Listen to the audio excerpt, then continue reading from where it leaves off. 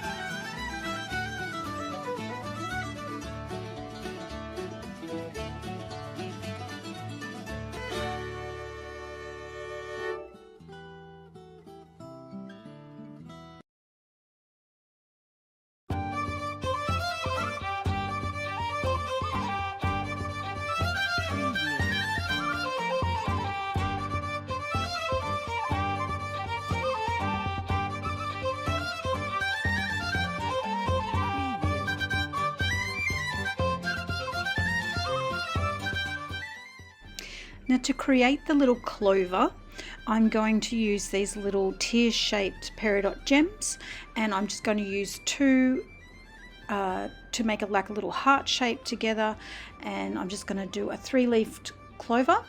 So I will put those on, and I will come back to show you the finished look.